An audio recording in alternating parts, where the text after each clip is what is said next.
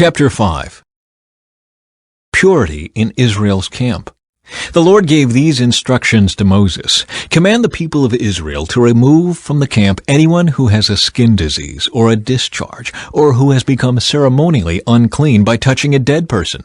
This command applies to men and women alike. Remove them so they will not defile the camp in which I live among them.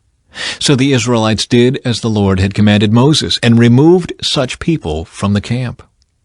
Then the Lord said to Moses, Give the following instructions to the people of Israel. If any of the people, men or women, betray the Lord by doing wrong to another person, they are guilty. They must confess their sin and make full restitution for what they have done, adding an additional 20% and returning it to the person who is wronged. But if the person who is wronged is dead, and there are no near relatives to whom restitution can be made, the payment belongs to the Lord and must be given to the priest. Those who are guilty must also bring a ram as a sacrifice, and they will be purified and made right with the Lord. All the sacred offerings that the Israelites bring to a priest will belong to him. Each priest may keep all the sacred donations that he receives. Protecting marital faithfulness. And the Lord said to Moses, Give the following instructions to the people of Israel. Suppose a man's wife goes astray, and she is unfaithful to her husband and has sex with another man, but neither her husband nor anyone else knows about it. She has defiled herself, even though there was no witness, and she was not caught in the act.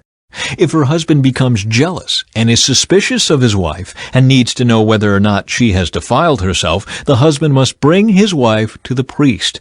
He must also bring an offering of 2 quarts of barley flour to be presented on her behalf. Do not mix it with olive oil or frankincense, for it is a jealousy offering, an offering to prove whether or not she is guilty. The priest will then present her to stand trial before the Lord. He must take some holy water in a clay jar and pour into it dust he has taken from the tabernacle floor. When the priest has presented the woman before the Lord, he must unbind her hair and place in her hands the offering of proof, the jealousy offering, to determine whether her husband's suspicions are justified. The priest will stand before her holding the jar of bitter water that brings a curse to those who are guilty. The priest will then put the woman under oath and say to her, If no other man has had sex with you, and you have not gone astray and defiled yourself while under your husband's authority, may you be immune from the effects of this bitter water that brings on the curse. But if you have gone astray by being unfaithful to your husband and have defiled yourself by having sex with another man, at this point, the priest must put the woman under oath by saying, May the people know that the Lord's curse is upon you when he makes you infertile, causing your womb to shrivel and your abdomen to swell.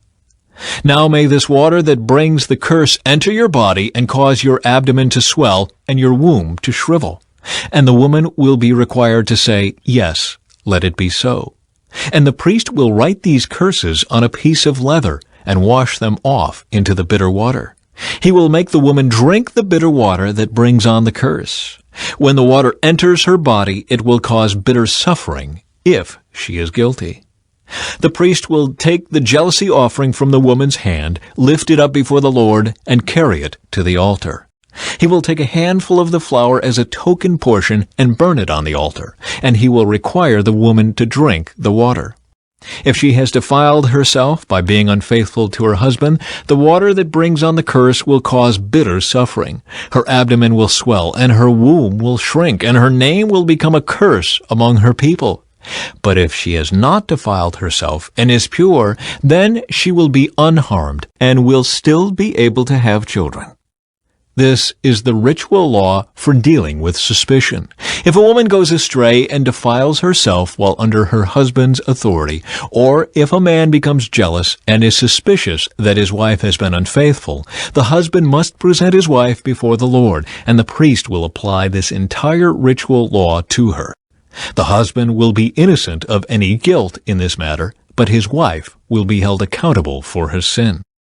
Chapter 6. Nazirite Laws. Then the Lord said to Moses, Give the following instructions to the people of Israel.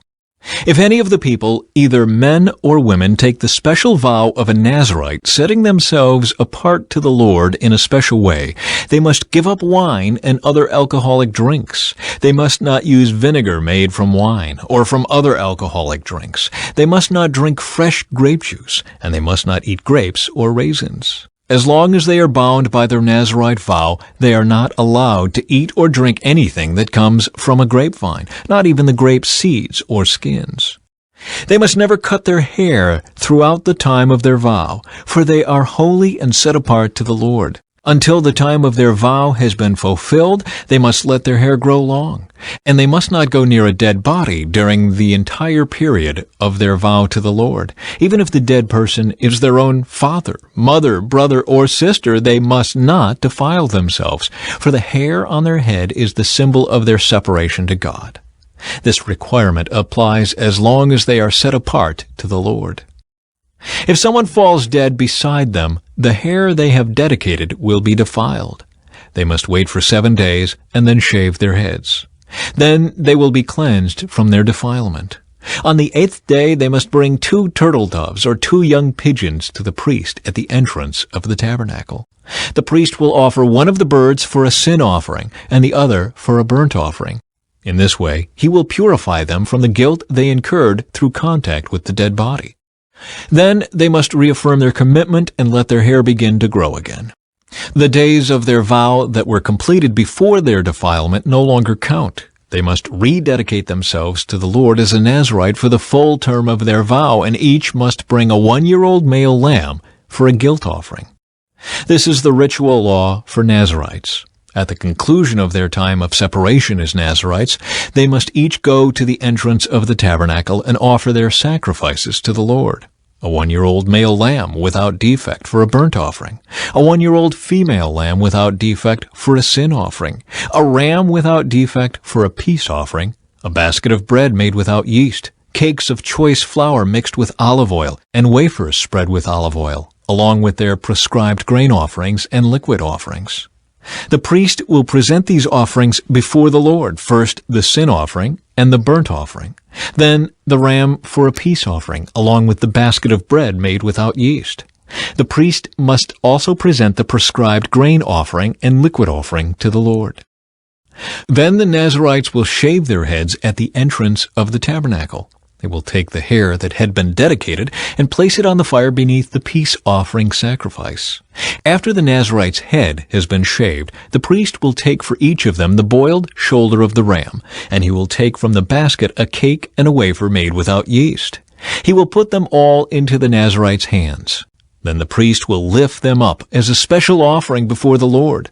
These are holy portions for the priest, along with the breast of the special offering and the thigh of the sacred offering that are lifted up before the Lord. After this ceremony, the Nazirites may again drink wine. This is the ritual law of the Nazirites who vow to bring these offerings to the Lord. They may also bring additional offerings if they can afford it.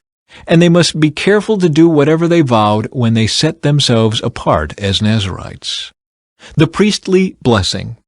Then the Lord said to Moses, "Tell Aaron and his sons to bless the people of Israel with this special blessing.